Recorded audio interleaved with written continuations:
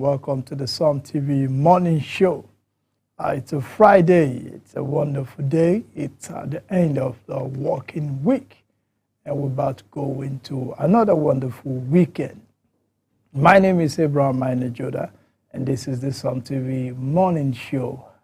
While you're watching us, we're beaming our program from the beautiful city of Jalingo, Taraba State.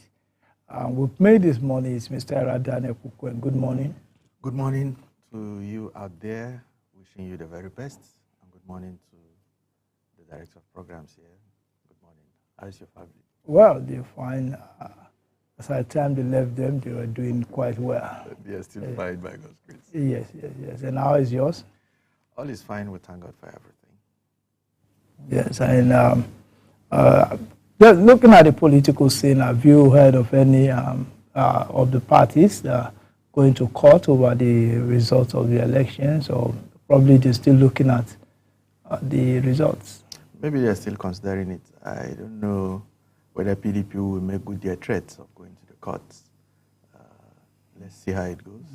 I believe they will. Or maybe they'll wait for tribunal. Yeah, for this. Yes. After the tribunal, then they go to the courts. Okay. Let's take the weather report for this morning. Here in Jalingo, it's a cool 22 degrees Celsius with partly cloudy skies and sunshine expected later. That is in Jalingo. While over in Lagos, it's slightly warmer at 24 degrees, but cloudy with chances of light showers. In the north, Jos is chilly at 19 degrees, while Kaduna and Kano are 21 degrees under clearer skies. Across the south, Calabar and Benin City are at 23 and 22 degrees with chances of afternoon rain. Port Harcourt is cooler at 21 degrees, but also cloudy. And in the west, in the southwest, Ibadan, Osogbo, and Ilorin range between 22 and 23 degrees with mild sunshine. Overall, expect mild temperatures nationwide with scattered showers in the south and cool, clear weather in the north. That is the weather update for today. Wishing you a bright and productive day ahead. So that's all we have for the weather this morning. It's going to be, from what they say, it's going to be, the north is going to be with clear weather, and it's going to be a great day, if you ask me. The sign is already there, but just like I used to speculate, there are chances that rain may come later in the evening, considering the way the sun is rising this morning. Normally when you have a hot day in August, there are chances that there will be precipitation later in the evening. Okay, let's go to the Vanguard. That's also, yes. On the cover page of The Guardian, insecurity aggravating pains in North, according to the ACF, Arewa Consultative Forum. And ASU threatening strike, reject federal government's loan scheme. Stories on page 9 of the Vanguard. Then Olu of Warri flags off Iwere Trust Fund to 750 million naira. So on page 12 also. Then we have 2027 fresh crisis looms in PDP over zoning formula. PDP one day, one trouble. That is how they've been living for some time now. Then we have climate change. How floods worsen Nigeria's healthcare woes. Then health outreach brings joy to newspaper vendors in Lagos. That's a good one. I think some days back we took this story where some healthcare outreach reached out to vendors and to give them some healthcare services and bring joy to them. I think it's a good one. The vendors are people that have been part of this, part of the world for a very, very long time. Until the coming of the social media, where we are now getting soft copies of newspapers. Vendors used to be a lifeline to information. In those days, we have to wait for the plane to land in Yola. Then we'll see how vendors will rush to the airport to collect newspapers and to sell. People will be on queue. Yes, waiting for the papers. Yes. Yeah, I remember some of the vendors. I can't remember their name. There's one I know that goes around with a motorcycle then. And the drop. There's another that goes with bicycle with these are on. Yes. The press is pa, you know the vendor is yes. And there are people that go. So it's good that and then if you look at in cities like Lagos and Abuja and some other cities, you see these vendors run after vehicles in the morning to ensure that they deliver these papers. And I think vendors are one of the few businesses that no public holiday. No, even if there's a lockdown, the vendors are allowed to operate. They are allowed to operate. Business, they disseminate information. I think it should be incorporated into NUG, don't you think so? Yes, they should have a union. I think they should. I believe they have a union. I'm talking about how they should become journalists. Yes, to an extent. They are part of this. Without them, since we have people that operate gadgets like yes, things, we still describe them as journalists. Yeah. And vendors who are actually the people that go about to disseminate the information that we produce in news houses should be incorporated into Nigerian journalism. Yes, to every vendor out there, newspaper vendor out there, I wish you a wonderful day and the service you provide. I pray that the services that you provide also provide enough resources for you to take good care of your family. And there is this thing that I must mention. When we were growing up, these people help in shaping us to become who we are today. Yeah. Because I remember those days we go and pay 5 naira and 10 naira. This was the newspaper, you just sit there and you read. And at times they won't give you the latest newspaper so that you don't spoil it. They'll give you the one that is old, maybe about a week. It is those reading culture that help to develop our spoken English and our understanding of some words and other things like that. So they actually played a very good role in our lives, because I remember in Takum in those days, and even when I was in Yola in the 1998 to 1999 like that, there is this vendor that used to be in the old motor park that is now the Jimeta market. Yeah. At the entrance, I'll go give him 10 naira, and he will give you maybe 1 or 2 newspapers, Mills and Bones. No, there's this hints. Hints and hats, yes, hats. Then the normal newspaper, maybe Vanguard and other things like that. Sit down, read for some pages, for some hours, then you go back home. Well, it's a good one. And I know the newspaper stand is one of the places where you get some of the most hilarious analysis of we also have a Free Readers Association of Nigeria. If they call it Free Readers Association of Nigeria, they gather at newspaper stand and I don't know if I think they should have it in Jalingo. They used to be here in Jalingo where people gather at newspaper stand and they argue the headlines, just the headlines. Yes. This thing you say now just reminded me of one scenario when Obasanjo picked Atiku as a vice president after he has won the governor of Adamawa State. There was this man, I still remember him, I think he's late now, Dr. Kwala in Adamawa State Polytechnic. He was arguing in that gathering.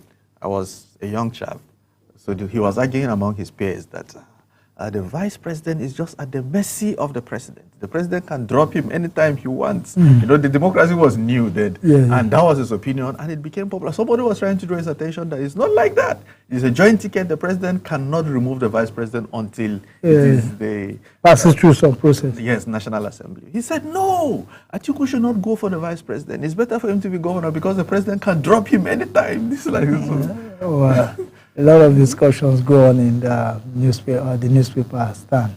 Well, let's go to that story. Climate change, how flood was in Nigeria healthcare crisis.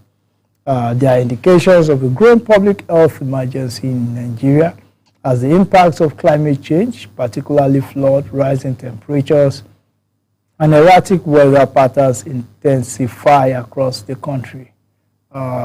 This is because climate-related illnesses, including malaria, cholera, respiratory infections, and malnutrition, pervade both urban and rural Nigeria, affecting mostly vulnerable children and women.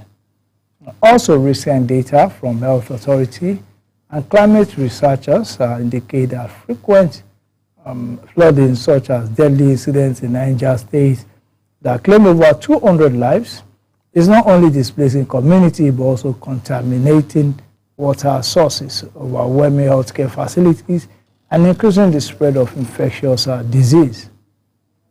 So, with environmental pollution compounding the crisis, scientists have found that unless an urgent remedy is designed, the Nigerian health system is ill-equipped to manage the burden. Well, look at today, the effect of climate change is not telling any good story anywhere in Nigeria. A few weeks ago, the scorching sun in Kano left some journalists and a team of researchers from Lagos speechless. I think the climate change is affecting a lot. It's creating a health crisis, because if you look at the issue of flood, while the flood comes, it comes with a lot of water, dirty water, cholera, diseases, diarrhea, skin diseases, and the rest of it. And when it goes, most times, even in those areas, their health facilities will have been destroyed, and there will be no remedy for them. So, yes, I think they say time change and the ways of men must change with time. The health facilities that we have may not have been constructed to be able to handle some of these humanitarian crises. And we must admit that some of these things happen worldwide. It's not only in Nigeria. If you see where Hurricane Katrina and other hurricanes that is wreaking havoc in other developed nations too, they have this kind of crisis. It happens. But when it is sustained, that is where we have issues. In Nigeria, you will see a camp of people who have one or two reasons to leave their communities to camp where they will stay for some time until the crisis. But you will see people staying there for a very long time, for 2-3 years, up to the extent where that place becomes home. That is where the problem lies. If we have resilient structures, facilities, hospitals, in places where are prone to some of these humanitarian crises, there is a way. It goes a long way to help. At times we go ahead to build clinics in place, though you don't envisage that these things will happen, so you don't go and cite a general hospital there, expecting that crisis will come and it's going to be handled. So we are not supposed to blame ourselves too much on this, but the responsibilities lies with those who are in the position of authority, lies with the governors to see to it that when crises like this come, they are right on top of it. That they should be able to decipher ways to handle it better in such a way that Nigerians would not be taking the toll too much. Too much. Okay, thank you very much for that wonderful one. So, we'll have to go for a short break. And when we come back, we'll be having it's Friday, I think we will be having a guest here to come and speak on some issues that will be quite interesting to every one of us. So don't go anywhere, we'll be right back after this very, very short break.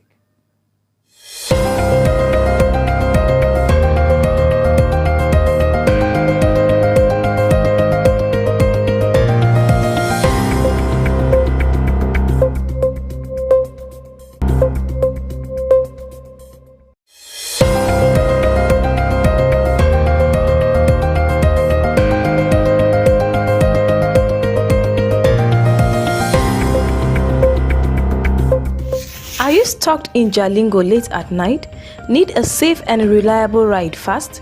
Introducing Supercab, Jalingo's trusted ride-hailing service from anywhere in the city. We will pick you up right at your doorstep. Book a ride in seconds. Safe, fast and affordable. Visit www.supercab.com.ng or download the Supercab app today. Supercab, your ride your way.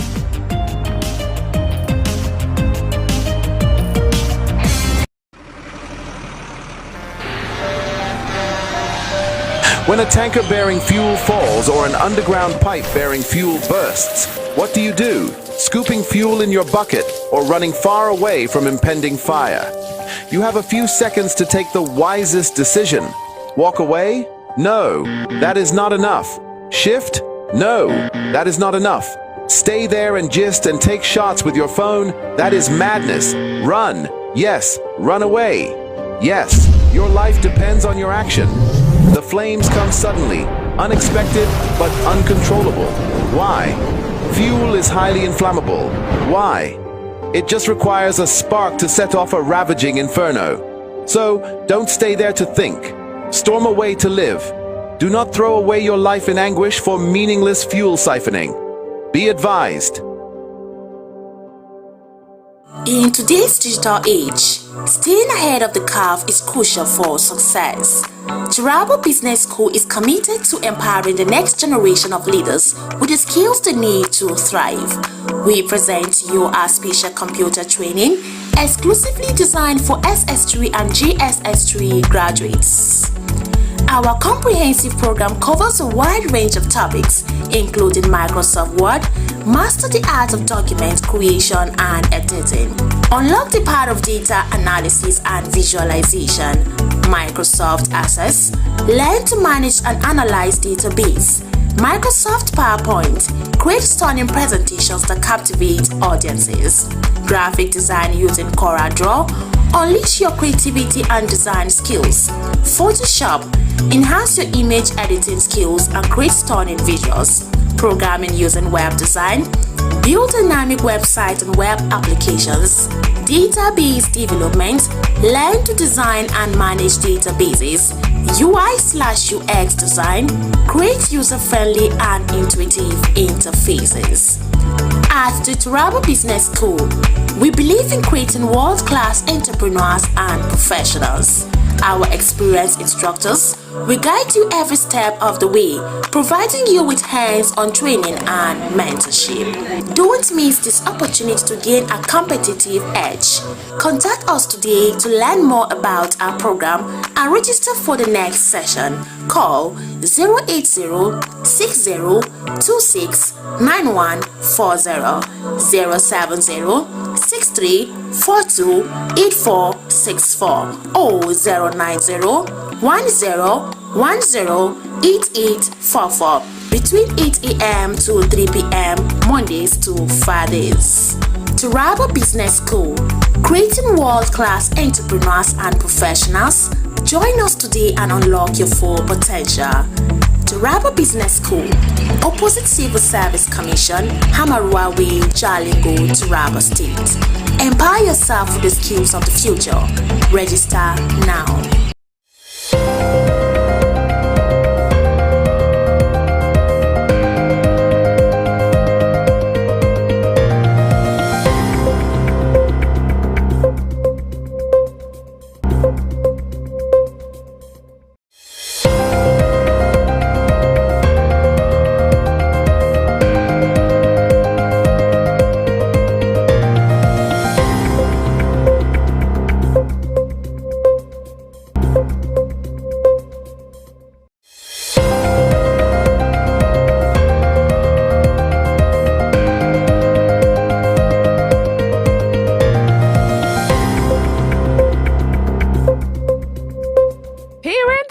in Jalingo.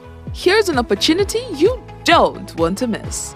Give your child in JSS 1 to SS 3 or going to a tertiary institution the chance to build strong character and develop. At the Achieve Your Dream Holiday Clinic, organized by Aspire to Achieve Initiative, ATAI, your teenager will receive mentorship, tools, insights, and guidance to unlock their potential and unleash their creativity. We help them overcome truancy, peer pressure, and negative influences, inspiring them to make positive choices every day. Invest in your child's future today at Achieve Your Dream Holiday Clinic. We are strong hearts and bright minds come to shine. Date 29th and 30th August 2025. Time 9 a.m. to 4 p.m. daily. Venue the multipurpose hall of Radai Metropolitan Schools around AA Liman Petrol Station, Nyamusala, Jalingo. The investment fee costs 10,000 naira per child to cover pen, workbook, tags, tea break, and lunch for both days. Registration forms are available at the ATAI office, Shop 9 Shopping Complex, opposite Mile 6 Forest, Jalingo, Taraba State.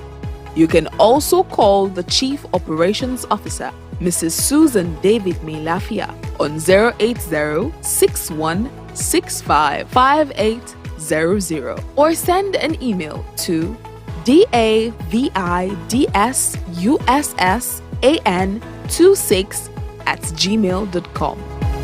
Announcer Mr. Godfrey Wesley Tafida, founder and CEO, Aspire to Achieve Initiative, 80.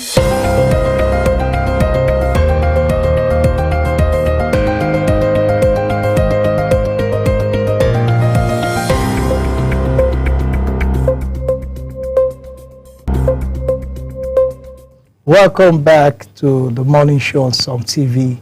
It's a wonderful Friday. It's a Friday that promises a lot of sunshine in the city of Jalingo. Friday comes with its own special packages, and just like I said before we went on the break, I have a very, very special weekend package for you watching us out there. Well, today we are going to focus on an organization called TNT, that is Follow Taxes Initiative, which recently held a 4-day program in Taraba State, from research workshops to tree planting and community sensitization. The project empowered women care workers to lead climate resilience efforts, with over 100 trees planted and 700 people sensitized so far. The initiative is shaping accountability, governance, and environmental sustainability. This morning, we will hear more about its impact and the way forward. And I have those involved in the TNT Follow Tax Initiative right here in the studio with me. Good morning, everyone. Good morning. You are welcome to the Some TV morning show. Thank you very much. Yeah, you're all looking good. I like this. And you're looking like people ready to go for another round of sensitization this morning. You don't look like people that are preparing for the weekend. You look like people that are preparing for. So, do you live in Jalingo, or you came just for the program? Or everybody has his own? Who is going to speak? Yeah. Okay. Yes. Very good morning, all of you. Yes, good morning. Happy to be here. My name is Halir Ahmad Khalifa. I'm the lead and executive director of Transparency and Accountability in Totality, TNT Follow Taxes. So TNT is an acronym of Transparency and Accountability in Totality. Okay. Follow Taxes is also one of our initiatives that we've implemented in TNT. So yes, we have our head office in Kaduna, okay. And we're in virtually almost all northern Nigeria and some part of the east and the west. Okay. Yeah. And basically that's it. Okay, so what is your position in this? So I'm the executive director of Transparency and Accountability in Totality. Thank you. Welcome, Executive Director. And you, let's just take the introductions coming from that direction. Okay. Good morning, everyone. My name is Musa Suleiman. I head the Programs and Partnership Department. Okay, welcome, Mr. Musa. And you? Good morning, everyone. My name is Ashfaq Salam Abdurrahman, and I'm the lead of Natural Resource and Climate Governance for the Follow Taxes, and also the lead for the project of empowering women for climate resilience and adaptation. Thank you very much. And you, sir? Good morning, everyone. My name is Fidelis Nashuka. I'm the Executive Director of Self-Involvement and Community Health Initiatives. So I'm the coordinator, the state coordinator for this project. I'm also a partner to TNT in Taraba State. So I'm a state director. Okay, that is good. And now, for a lot of people might be wondering what this is all about, what TNT is all about. Some may even want to know how does that aligns with climate change and what are you here to do. So I'm going to leave who is going to speak on that? Yeah, let me just speak to this briefly. I'm going to speak to what we do in TNT Follow Taxes, and I'll let my project lead speak about the project itself. Okay. So for context, Transparency and Accountability in Totality initiative, we work around the whole public finance management component. If I say public finance management component, I mean from procurement to budget to taxations to revenue mobilizations, the whole entirety around public finance management. And what we do around there is we work with government to make sure that they create systems that are accountable and transparent. Then we work with citizens to see that they understand some of the data that government have, just like the budget, to make sure that they are engaging with the government. Because you see, the whole of this conversations around public finance management, we realize that it is the core of governance, right? If you get your budgeting process right, it's easy for that budget process to translate down to women in the localities. Yes. So, and at the center of what we do is we want to create access and government presence to women, to children, and to vulnerable communities. And for us to do that, it means we need to put our systems in a way that it's going to be transparent and accountable. And for anything government is doing up there, it would translate down there. But then we cannot get it down there unless everything that happens in terms of systems, in terms of policies, in terms of processes and framework are inclusive, to intentionally be able to carry these women that do not have access, that do not, women in communities, women in vulnerable spaces, children, and etc. So at the core of what we do, it's really focusing on women. It's focusing on children. It's also focusing on vulnerable communities. But how we do it, we look around it from a public finance management perspective, okay, to see that we strengthen our public finance management processes and structures to make them transparent and accountable. And again, to teach citizens on how to better engage with government, because there are so many ways you can engage with government. Some people engage with government through protest. Yes. Some people engage with government through dialogue. Some people engage with government through open letters. So we are also working with government, for instance, so that citizens know how to better engage with government for them to adequately be able to receive better services. Because government itself, they said absolute power corrupts absolutely. Yes. So, and again, we cannot just leave the government to do it however they want, right? So even if for some reason they do not have the intention to do it right, if they know that there are certain citizens that are looking at them and they are looking at them to hold them accountable to some extent, if they are not doing it because they want to do it right, they will do it because of the fear of the citizens, for them to, because now they know they are right, they know that, okay, you are supposed to give us road. Or again, there's a road budgeted in our budget. Yes. So they will know how to track that road and make sure it's done, right? They will know how to track that road to make sure it's cash backed. So these are a lot of conversations around the public finance management. If we have time, I would keep giving you guys more details on it. Okay, thank you very much for that. Let me just take your thoughts around. So let me come to you. Sorry, the name just, one of the executives, Mr. Suleiman, right? Yeah. Okay, Mr. Suleiman, can you give us just in minutes your message for those in the vulnerable communities, or what exactly is it you have to offer on this project? Yeah, when you look at the current project that we are currently implementing in this vulnerable community, is related to climate resilient and care workers. Yes. The aim is to ensure that these women are resilient to climate change and also to ensure a redistribution of care work within the household, which is current priority in this project implementation. My prayers to this vulnerable community is to ask the right question, to work closely with structures at the community level to ensure that this issue are handled at the grassroots level, the care work is redistributed, strategies or initiatives for climate resilience are introduced to ensure that the effect of climate are mitigated at the community.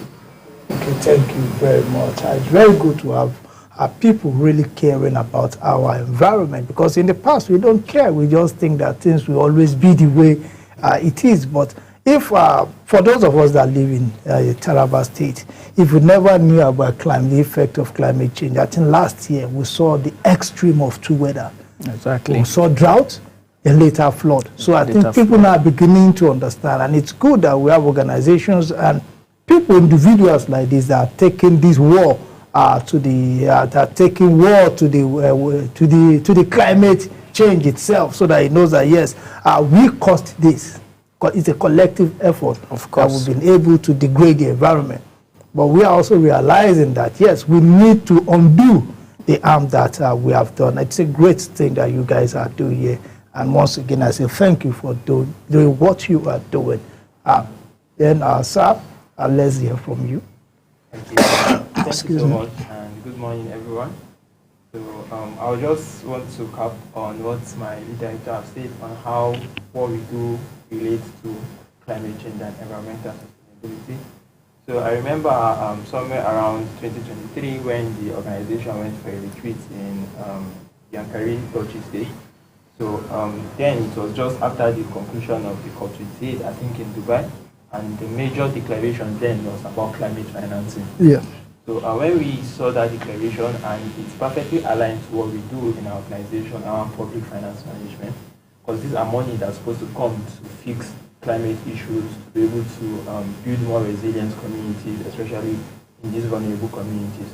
So we came about coming up with an area within the organization to specifically address this climate financing and also some issues around natural resource governance.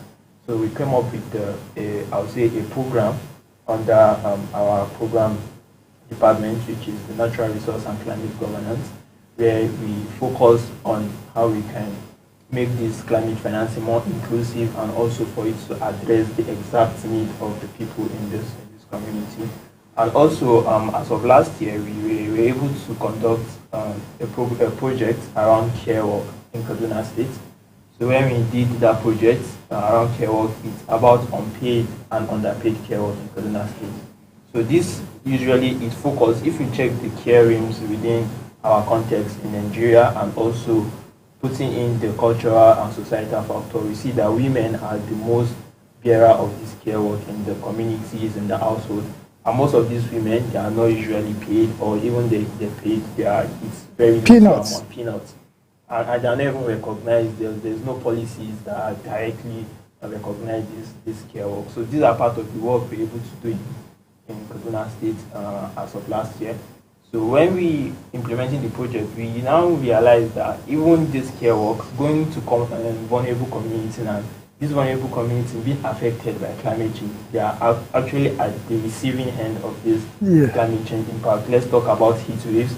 If heat wave hits a community or hit us, I'm very sure as of last year, there was an extreme heat, which I think some parts of Nigeria recorded the highest temperature of that year. So it's actually increased the risk of health issues, especially among kids and elderly. And if you look at it, these are women are usually at the receiving end to take care of these children, to take care of the house, to cook, to find some other necessary essentials within the household. And these women, especially in vulnerable communities, because we are more specific in vulnerable communities, they are not very learned. They don't even know what climate change is. They don't know how to even respond to some of these impacts of climate change. So coming up with this project, we realized we need to actually take this to them because it's not every intervention that actually reach the grassroots. But for our organization, we are very intentional in reaching these grassroots people, for them to build their capacity, empower them, train them, for them to respond to this climate change. And basically, that's what brought us to Taraba to implement this project in some of the communities in Taraba. Thank you very much for that wonderful presentation. Now, let us talk to our host, who is the state. Yes. Because I would like to know what exactly you have for us in Taraba here. And I know you've done a lot, so speak more to issues that has to do with Taraba and the places that you've touched and what next in Taraba. Yeah, thank you very much. I think this project is a welcome development to us here. Just like you rightly mentioned, what the experience we had last year. Meat rainfall, we discover drought and a lot of losses occur. Our farmers suffer a lot of losses because of drought. So this project, we have reached out to about 4 communities so far.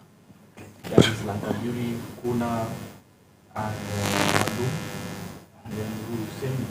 Okay. So before we start the sensitization program that we are currently doing, research was conducted in these 2 communities to actually ascertain the impact of climate change. Just like in the hospital, before the doctor will administer drugs to you, it has to examine you first to know exactly what ailment you are passing through. So we don't just want to assume that these women are vulnerable and they are impacted by climate change. We really want to know how this climate change actually impacted them. So we discovered a lot of things. For example, women suffer, especially during the rainy season. They travel far to get water. Yeah. In those days, it was not so. They normally experience, they used to have water in their well all year. Yes. So due to the change in the climatic conditions that we are experiencing here, before January, their well is dry. So it means they have to travel far to get water. So because of that, some of them experience gender-based violence. Their care work, when we're talking about care work, their normal responsibility. Yeah. That very particular responsibility due to them by the society Society, is increasing as a result of the impact of climate change. So we are looking at how we can help the women, in reducing this impact, because that is also reducing their lifespan. So how do we do that? During these sensitizations, we try to let the men know that the climate change impact is also increasing the care work for the women, just like you mentioned. When we are experiencing heat waves, the rate of children falling into a hill is increasing, and the women will be the one to take care of them. Sometimes the women will go to farm the same with the men. When they are coming back, they will be the one to carry firewood, carry the babies, yeah. While the man will just be working bare hand without doing anything. So we try to sensitize them. So no, we know this is a culture we inherited from our forefathers. But there's a way we can reorganize ourselves for development. If the woman is doing one thing, you can also assist her. If she's carrying firewood, you can carry the baby for her. Definitely. So that the body will not be that much for her. So this is what we are doing, and the good thing that I would say so far, Taraba State should be happy about in this project is the data that we have as a result of this research. So that data will help in policy development and also other intervention. So the Minister of Agri, Minister of Social Justice and Reintegration, the Minister of Women, they can use that data to come up with programs and projects for the women in the state. Okay. Understand? So Thank you very much. It's a very good thing and a welcome development for us in Taraba. Apart from even the data for climate change, there's also research we conducted on the informal sectors, how taxes affect the women in the informal sector. So we all have this document courtesy of TNT in Taraba State for us to, make our policy and our policy impactful. Lastly, just to say that many a times Taraba State government used to have a beautiful policy in terms of youth empowerment, in terms of women empowerment. But the impact of those policies is not felt because there is no data. They are not using data to do that. They just call people and start empowering the wrong people. I remember there was a time they share farm inputs just behind your studio here.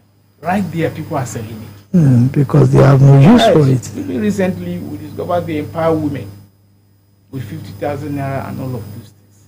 Some of them just use it to go and buy Yvonne. But if you empower market women, those already will have data on ground. They are doing this petty business. If you empower them with 50,000 naira, at least I'm very sure that 80% of them will invest this money into their business. And which also, if their business improves, the idea of the state also improves. Yeah, so they will be in circulation. That is the importance of data. And this is lacking in Taraba State. We don't have that central database where we can use to do interventions and policy. Thank you. And TNT has helped us to get this through data. Thank you very much. Thank you very much. Before I go move ahead, I've listened to all of you, and I'm not happy because everything you said is about women, children, women. And men not vulnerable too. Are we not vulnerable?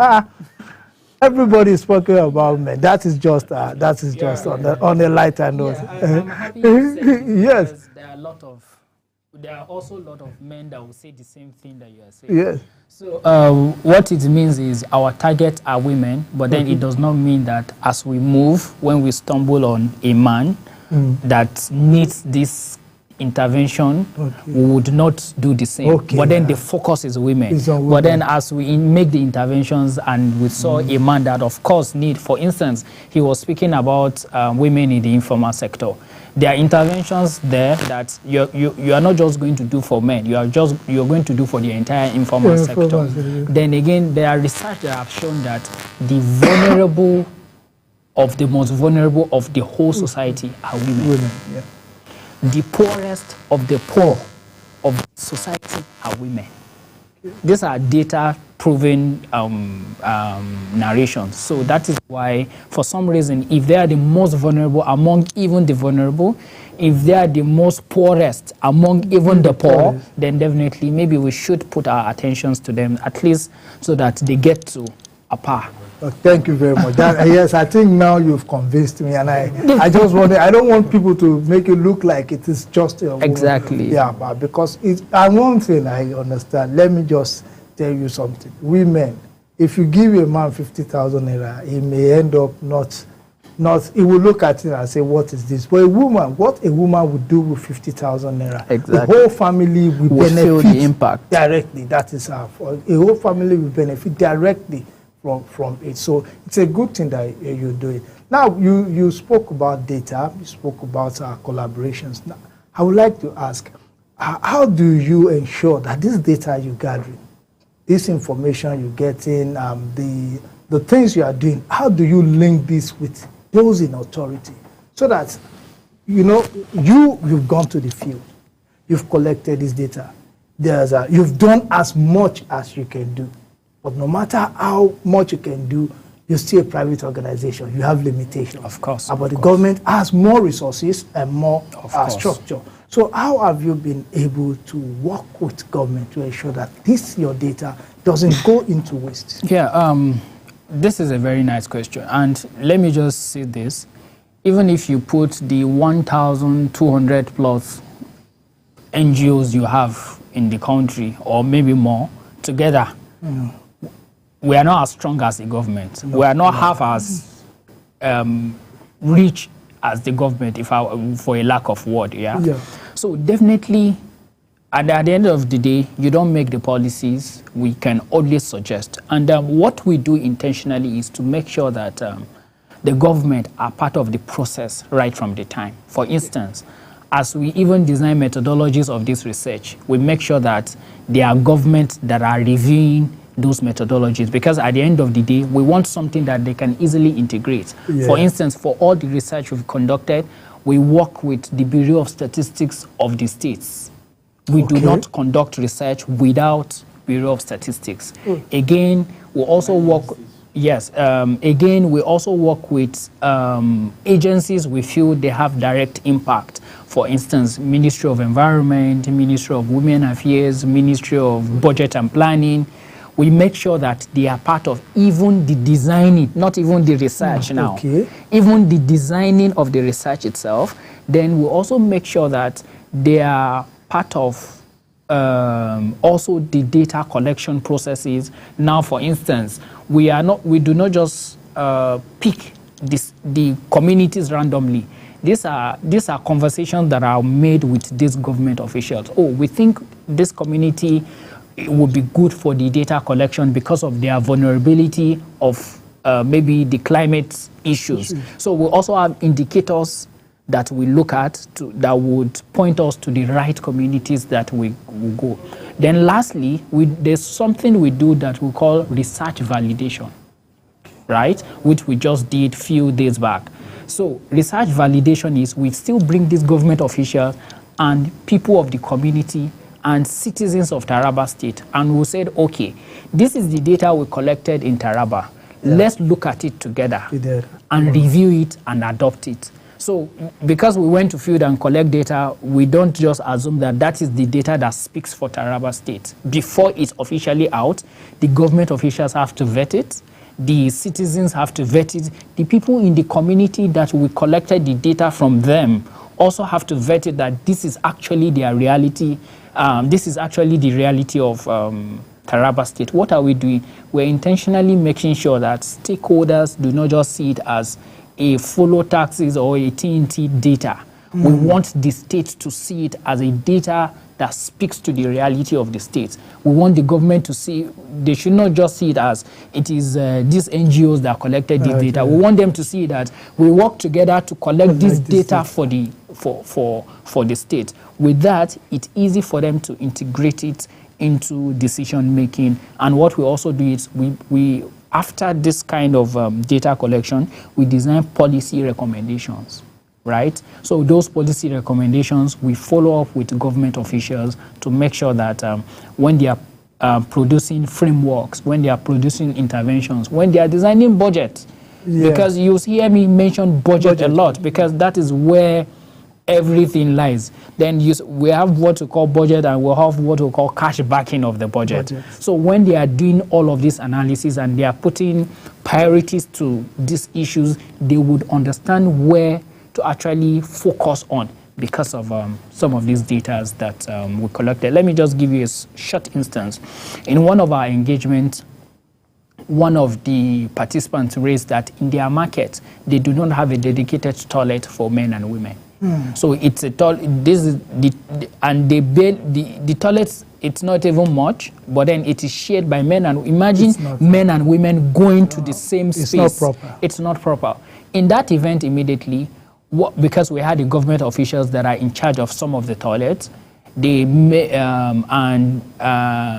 few calls and the toilets was demarcated. Good. So they had for women separately and for men. And to tell you, as of today, government have gone to that same market and speak to the market women and request from the market women that they needed space where they are going to build a dedicated toilet for just women. So this is how our data have been transforming into things that we never even expected. I will tell you that these are outcomes that we did not expect would happen, right? But then when you're able to engage the right people, this is the kind of outcomes that, and this is just one among so many that have happened. Thank you very much. Mr. Su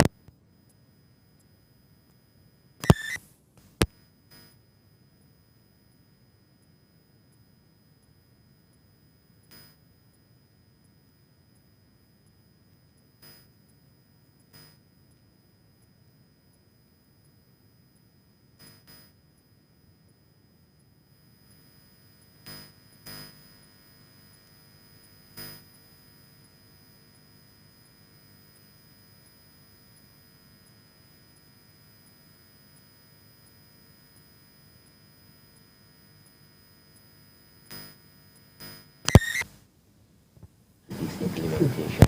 Another fact is, the government policies are informed, should be informed from the people's needs and desire. So you can only have an informed budget implementation if the needs of the citizens are properly captured. So with this kind of implementation, with this policy recommendation, with this data collection, with this community sensitization, you realize that we have more informed people's budget if the government intends to use some of these recommendation, policy, among others. So that is why in all aspects of our implementation, the government is informed. The government are invited as important stakeholders to key into some of this initiative to make contribution. In short, there are some engagement that you realize that it is even the government officials said, oh, this is what you're supposed to do, this is what you're supposed to do, make recommendations, and we'll adopt that recommendations if we feel that it is right, because even the government officials, they are also community members and they need this intervention for them to carry out their daily activities. Definitely. So that is it. Thank you. Thank you very much. Now, I think you also did something about tree planting. Yes. Okay, so what's this tree planting about, and how did you go about the issue of tree planting? But when we're talking about climate change, there's no way we will do this around climate change without maybe planting thing as a symbol. But the major factors that affect our planet is cutting down some trees. Yeah. But the trees naturally regulate the atmosphere. When we are talking about climate change, what we mean is change of weather elements over time. So, talking about rain, talking about temperature, humidity, and the rest. So these things are regulated by trees. So once we have most of those trees cut down, definitely the impact of climate change will be visible in that particular place. So what we are doing is to see that we restore this tree. I can confidently tell you that Taraba State before now had 27 forest reserves, but as we speak, we hardly get up to 2. Most of our trees is gone. So data encroachment is coming gradually. And that is what we are experiencing in terms of weather change. So what we are trying to do is just a symbolic tree planting, encouraging the people to plant trees around the environment for their own health. Yes, trees produce oxygen and also clean our environment health-wise. So that is exactly why we include tree planting in this process. Thank you. Talking about climate change has to do with tree planting. Okay. And the reduce of other human activities. Okay, thank you very much. Well, I know you are going to have a very busy day today. You've not rounded up the program. So what are your programs for today so that we can round up and I can let you go meet up with those who may be waiting for you? So what are your activities for today and how can people join you in the activities for today? Okay, so thank you so much and for the opportunity for us to be on live on this TV station. So for the video today, we are actually rounding up our community sensitization. So we'll be revisiting some of this community also because one of the things we were able to do during the community sensitization was to identify champions in this community, people that will be our eyes in this community, because as Mr. Fidelis mentioned, we planted trees, but these trees also need adequate care. You just don't plant them and leave them like that. So we need people, champions that will look after these trees, people that would advocate for redistribution of care work. Like basically, we just get a group of people that are willing, and they are it's willing. Like it wasn't like something based on merit or something. We just chose them because of their willingness to passion about the climate change. So we are going back to train them and also to inform them on the next steps for this project, and also how well they can treat these trees, and also to just build their capacities around these particular activities that we've done already, and to moving forward, what will be our next engagement with them. So basically, we're just rounding up for the activity. Just one last thing. just this that you mentioned about community champions. So one of our strategy in our organization is for where we have a head office in Kaduna, and mostly we do not have offices in our implementing states. Why? Okay. Because for any state we go, we try to create an indigenous structures, right? Okay, yeah. Just like structures like Tax Justice Network with our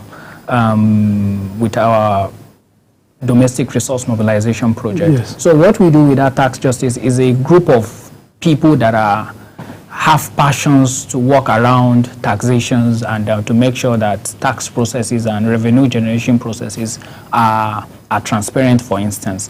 So exactly, so Mr. Fidelis is also leading the Tax Justice Network for Taraba State.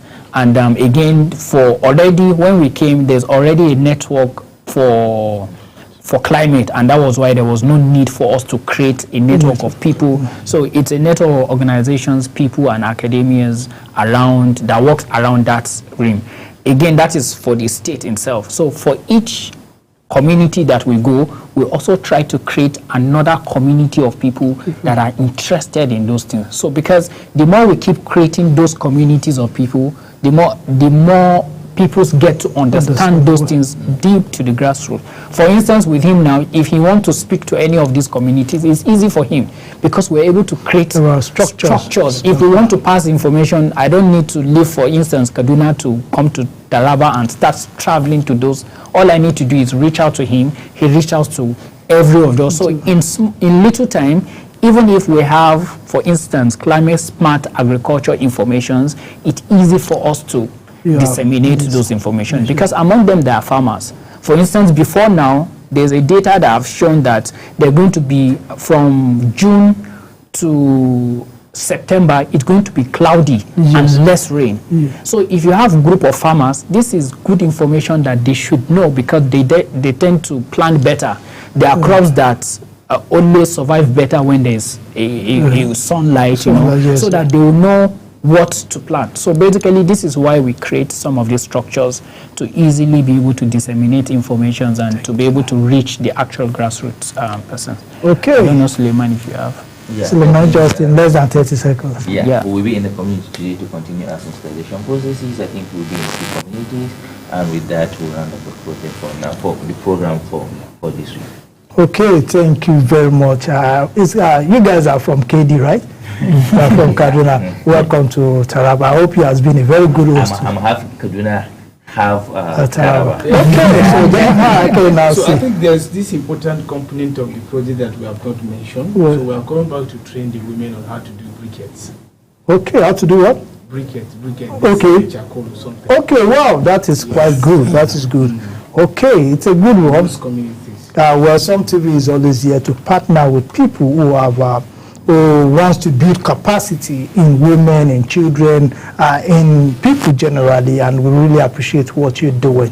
Thank you very much. Next time you come, we're always here, and I'd say since you have someone on the right here, I think anytime you can partner with Some TV to ensure that the best is Taraba gets the best out of all.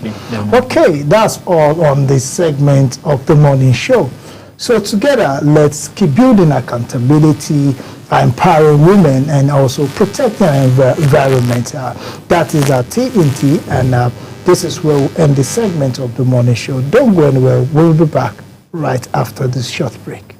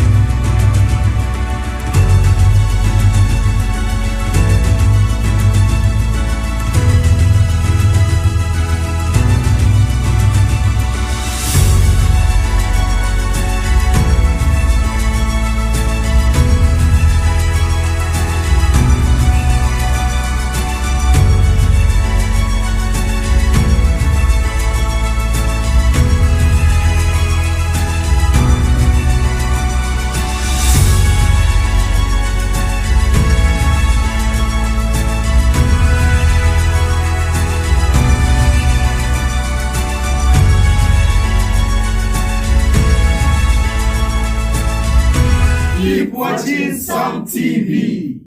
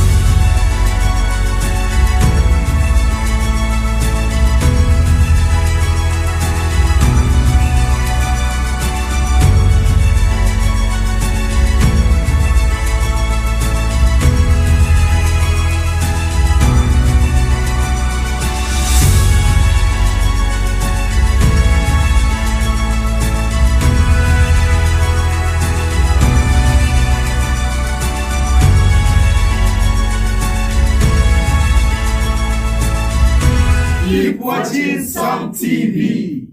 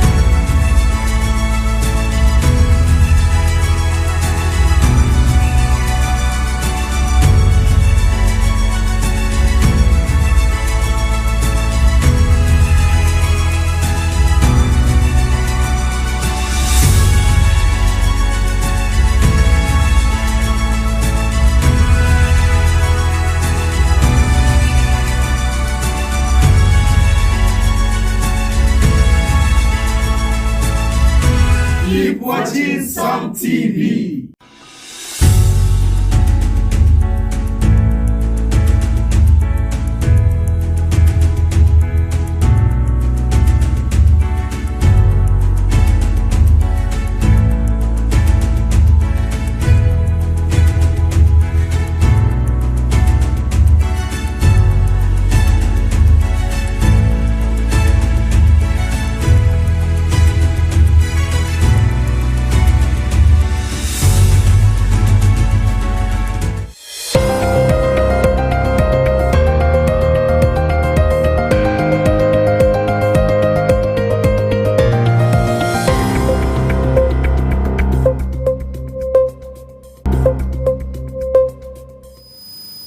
My country people, una good morning. This morning I dey throw a salute to una as usual.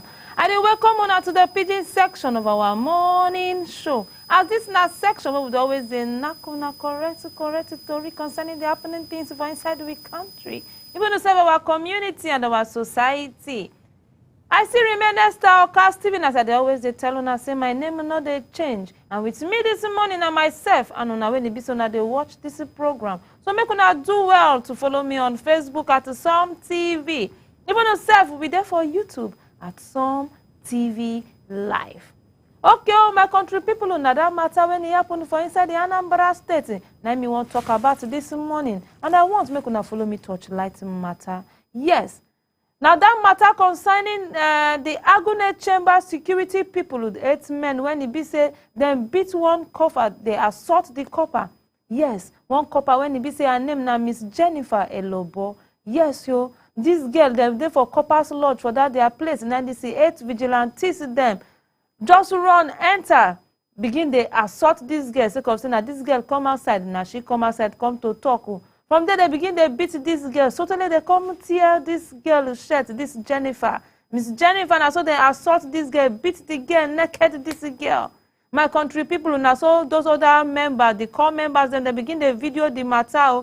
Now, from there, now government of that place, Anambra State, they're not going to happy again. As they talk to us, so special advisor to the governor on community matter, on community security. Don't come outside from top this matter. When it be say name now, Professor Chukuma Soludo, you don't come outside, come talk, say the act when it be say this Agune Chamber group them commit no good. The act when it be say then come outside like they say no good.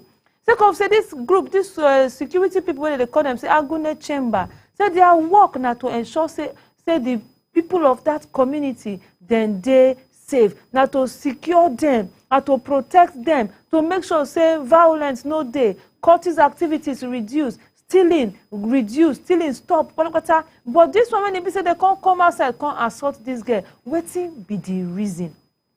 My country people. Now from there they can't carry this 8 men them, carry them, go for station for that place that they talk to now. So these 8 men now they don't dismiss them for this Agune Chamber security work where then they do. When they come ask them, say now waiting happen, my country people, then talk say that they follow one cultist when they be say they live for that their call that their family house when they be say call members them they live for that place for inside Anambra State. Say then chase one cultist enter there. As then chase the cultist enter there, why una not follow the cultist beat them up? Say they suspect say one kind activities, one kind movement they go on for inside the core members' family house when they be say that they stay. Now from there they come begin enter inside, they assault them, these core members them. These security people then talk say now one cultist and them follow go there. How comes they can't take risk so they can't enter female copper side, so they can't beat this girl, disgrace this girl like this. It good, my country people. And they talk to us, so not be said they just beat this girl, they just assault her. Our laptop then break them, our phone then damage them, lot of things. But as they talk to us, so these 8 men from this Agune Chamber security people, they don't agree say them they faulty. Yes, and so they come beg this girl, beg the professor when he did on top this matter for community security affairs.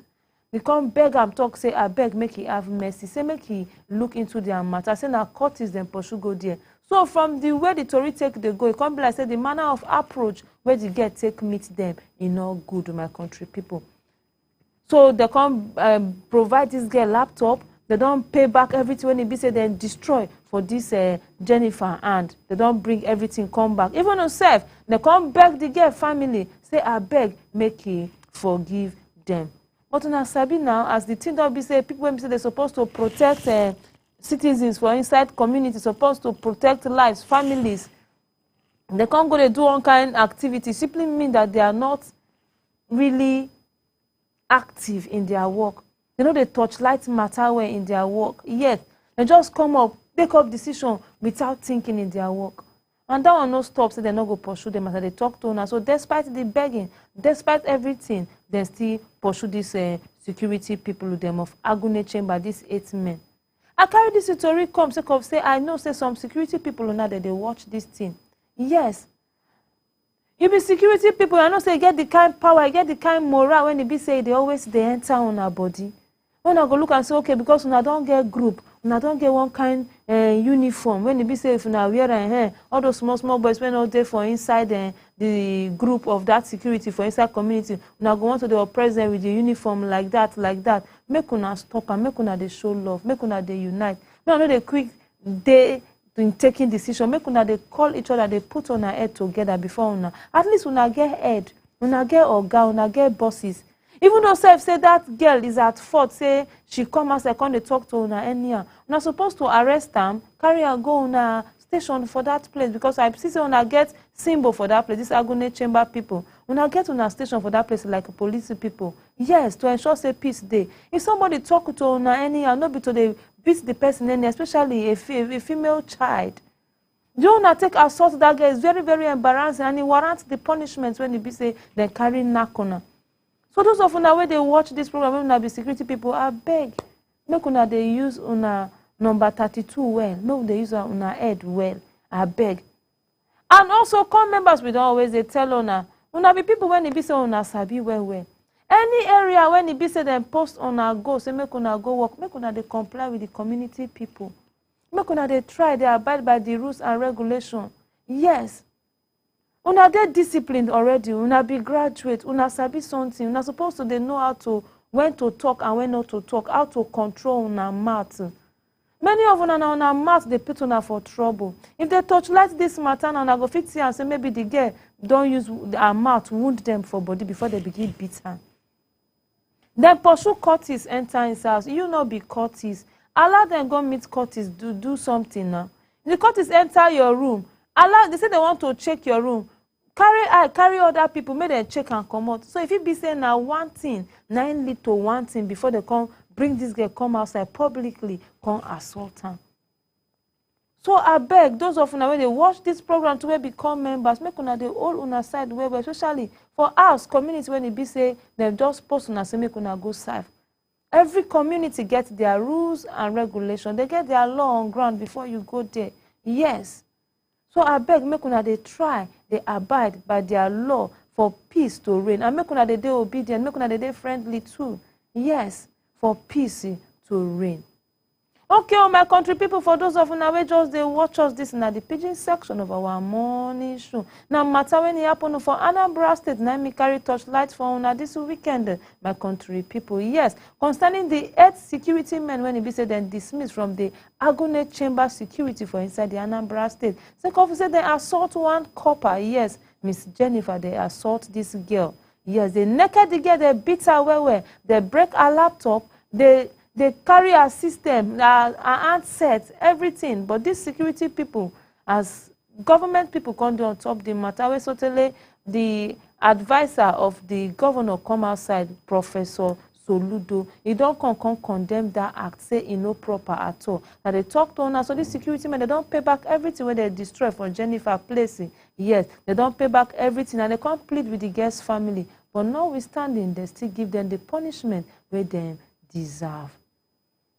So my country people are beg, just as I earlier tell you, make we they follow this life. Yes. In everything what they do, they always get aid. So make we they pass through the appropriate channels before taking decision. Now the message when they for the Tory, now be this. Make we they follow due processes before we they come to conclusion. And also the message to learn for this our core members, them their place be say, many of una, just as earlier talking, una too they run mouth. So make una dey try to control una self. Make una dey try, especially matter when no concern una for community when it be say your mama no dey, your papa no dey, no be your place, they just post you go. Make una dey control una self. Make una dey abide by their laws and make una dey obedient. Yes. Okay, all my country people, those of una where they touchlight matter with me, I dey soon a message they come. So notwithstanding, I go follow una touchlight una matter as well.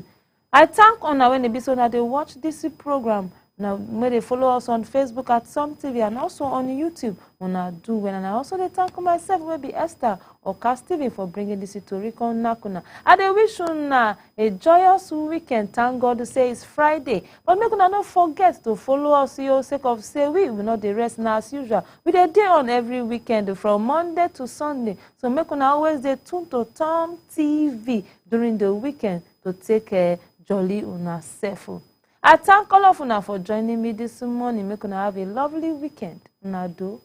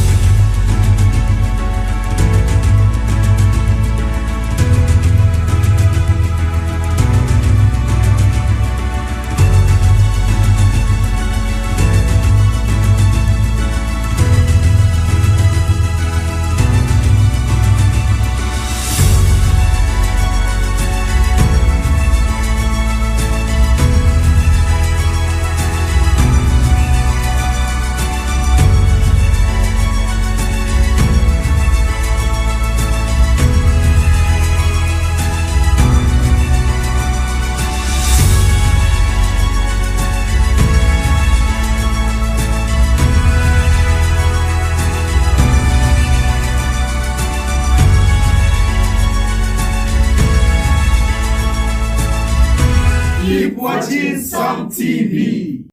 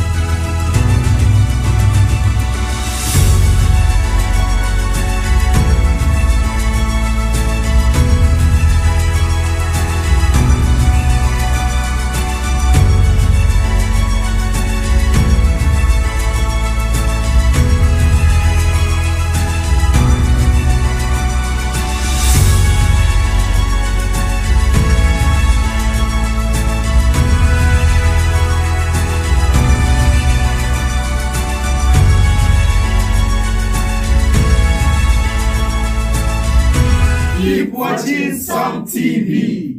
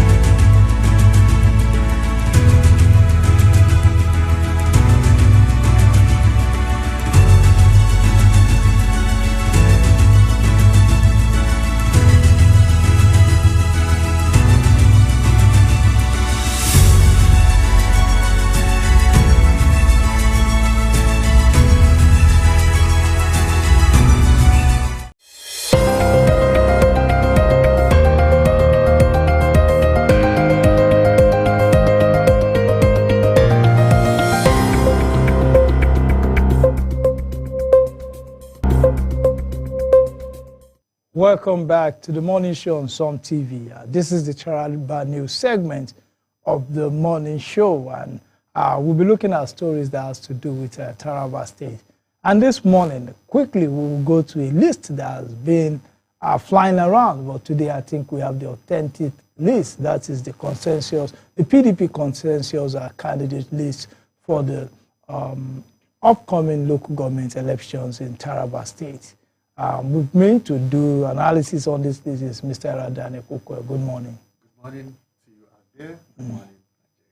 Well, I will want us to look at this list, and I'm sure you look at it and then look at some of those names on the list. For Jalingo, we have Nuru Danso, former member House of Assembly. House of Assembly. Yeah. I think Jalingo 1, is it, or Jalingo 2? I think it's Jalingo 1. I can't remember, okay. but it's one of the Jalingo. A good one to my very good classmate, Nuru Danso. Congratulations, congratulations to you and to him, too. To him. Then we have for now Peter Julius there. Is it Peter Julius Vow, the present commissioner yes, for yes. urban planning? Yeah. Okay, that's yes, it.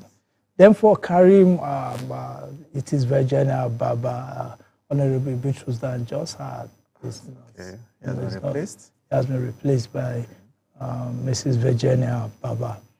Right. Okay, then we'll carry Bala Hussaini. You know who? Well, that name is, I don't know him. Maybe we'll look for his citation as time goes on and see how we can tell it to the public as time goes on. Okay, they will carry Bala, Gashaka, Umar Yusuf. Umar Yusuf, I don't know him too. Okay, well, there's, I believe there are people who from that local government who will know them very well. Then for Takum, this is a very, very hot one, Benjamin Mbako. Yeah, he's a very popular candidate. He's somebody that has been in the public domain for a very long time. Congratulations to Chief Benjamin Mbako on his nomination as a consensus candidate for Takum local government. We look forward to this puts into rest the because if you ask me what do you call it, the campaign between Honorable Benjamin Mbako and Anelekam, I think is the most popular aspirant so far. Yeah. And they did it was a very, very good campaign that was going on here. And kudos to the people of Takum and also to the two gentlemen who came out. Well, let's see how it goes. For now, congratulations to Honorable Benjamin Mbako. Chief Benjamin Mbako. Chief Benjamin Mbako, okay. Then for USA, Abeshi Musa, that's your local government? Yes, Abeshi Musa is a former chairman of USA local government and a former caretaker chairman. He has held so many positions as far back as when USA was on the Takum local government. He's a very renowned politician, somebody I'll call an elder statesman in that area. Congratulations to Honorable Abeshi Musa on his emergence as the consensus candidate for USA local government. Wish him the best and we look forward to more development coming the way of USA local governments. Okay, we also have for Bali, John Moses May Como. Yeah, John Moses Mekomo is my friend on Facebook. I don't know him in person, but congratulations to John Moses. We look forward to better Bali as this continue to unfold. May the Lord continue to hold your hands, Honorable John Moses Mekomo. Okay. So also for Ardokola Zachary Ismaila. Yeah, this is the friend of this house. Zachary Ismaila has always been one of the local government chairmen that has always invited us to broadcast his activities as the chairman of Ardokola local government. We look forward to a better Ardokola local government, more bridges being built, more security endeavors being pursued, because these are the things that he has done before now. So we look forward to the strengthening of those endeavors that he has started, if at the end of the day he emerged as the elected chairman after the polls. Then we have for Ibi Emmanuel Ubandoma. Yeah, Ibi Ubandoma. Emmanuel Obandoma. I think from EB, this is a very good narrative. We look forward to it being sustained. This is an indication that concessions are being made, and moving forward is actually beginning to tell in those places. The Donga Yahya Ali. Well, I don't know him too, but congratulations to Honorable Yahya Ali.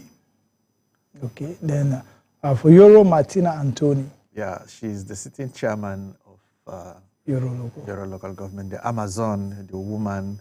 Now she has a partner in Karim, I think. Yes. Two women now are if they win the general elections. Martina has done well so far, so good. We look forward to her doing more. If at the end of the day she emerged as the elected chairman of Yoro. Yeah, we have for Sadana Mohamed Georgi. Well, I don't know him actually, but congratulations to Honorable Mohamed Georgi. Zeng Davoro Titus. Davoro Titus is the sitting chairman too of Zing local government.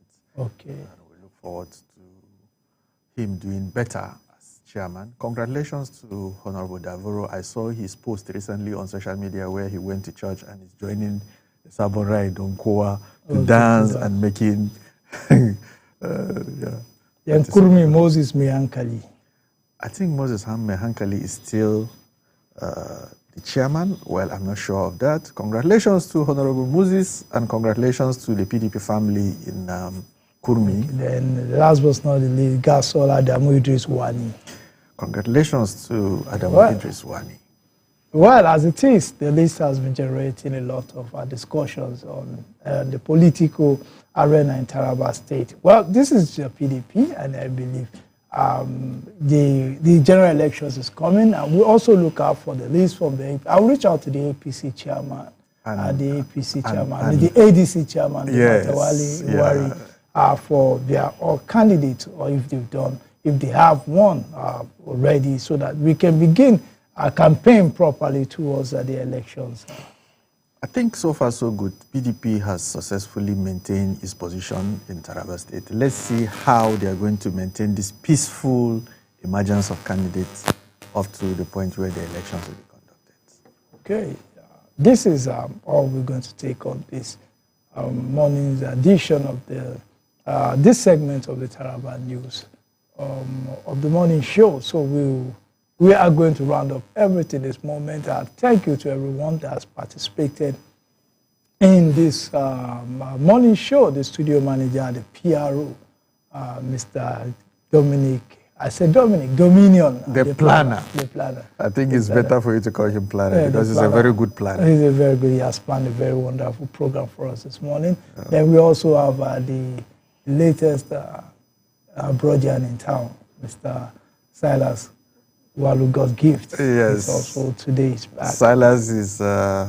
Have you noticed the color of his skin changing? Yes. Because he just came back from. I keep telling you, he should watch his weight so that he doesn't begin to look much more than Chief Gabriel Lanka than is expected. Well, it is well.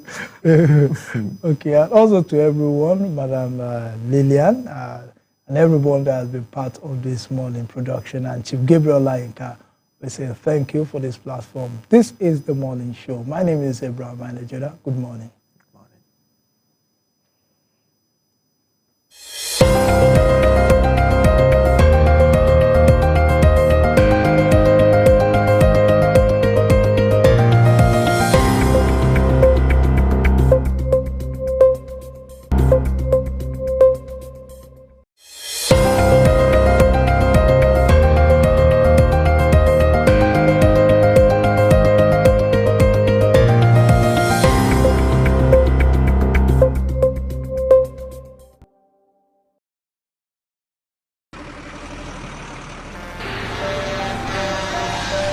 When a tanker bearing fuel falls or an underground pipe bearing fuel bursts, what do? Scooping fuel in your bucket or running far away from impending fire? You have a few seconds to take the wisest decision. Walk away? No, that is not enough. Shift? No, that is not enough. Stay there and gist and take shots with your phone? That is madness. Run. Yes, run away. Yes, your life depends on your action. The flames come suddenly, unexpected but uncontrollable. Why? Fuel is highly inflammable. Why? It just requires a spark to set off a ravaging inferno. So, don't stay there to think. Storm away to live.